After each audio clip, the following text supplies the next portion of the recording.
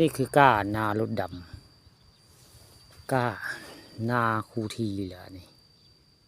เริ่มยาวได้เพิ่นใส่ปุ๋ยได้ปุ๋ยมันเป็นปุ๋ยยูเรียได้เพิ่นว่าเพิ่นใส่ปุ๋ยงูกันไถได้อันนี้นี่แหละก้านารถดำละมันเป็นแพกได้ไม่เป็นแพกพลาสติกได้เป็นกล่องไผ่กล่องมันได้อันนี้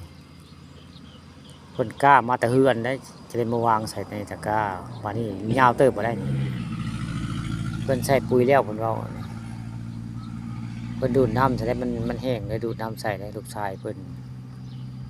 วันนี้ผู้ค้าก็เลยเอาเรื่องจริงพันจอเรื่องก้าหน้ารถดำละนี่หลายขั้นตอนได้การหน้ารถดำเป็นไผอยากจ้างดำหน้านี่ติดต่อมาทางอาจารย์เมธีเพิ่นให้เพิ่นสิเป็นผู้รับจ้างดำนาเพิ่นมีรถดำนาได้ผู้ทีนี่ในตำบลนาตาลมีผู้เดียวนี่ละรับจ้างดำให้ดำนาพอแต่ว่าไทยคาดแล้วเพิ่นจะไปดำให้มือนึงได้หลายไร่ได้เพิ่นมีรถดำหน่อยกล้าเพิ่นได้มันเป็นได้กล้าเจ้าของนากล้าเพิ่นนั่นละนี่ผู้ค้าเลยมาว่ามาจาเรื่องนารถดำเนาะผู้ที่เพิ่นว่ามันภายอยากรับจ้างดำนาแล้วติดต่อมาเฮาเด้อเพิ่นว่าเพิ่นสิไปรับจ้างดำนาเป็นไร่ตกลงราคาเดี๋ยวได้เพิ่นเอากล้าเพิ่นแล้วก็รถเพิ่นดำให้พบได้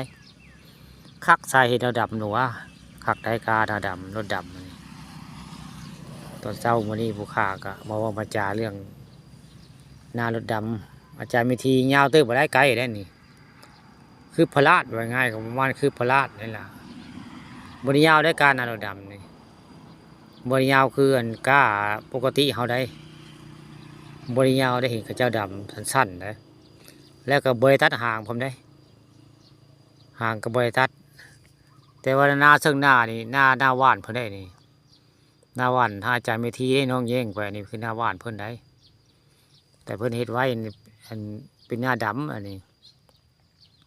พออยากหน้าดำหน้าบ่มีกล้าจ้างเพิ่นสิไปดำให้ได้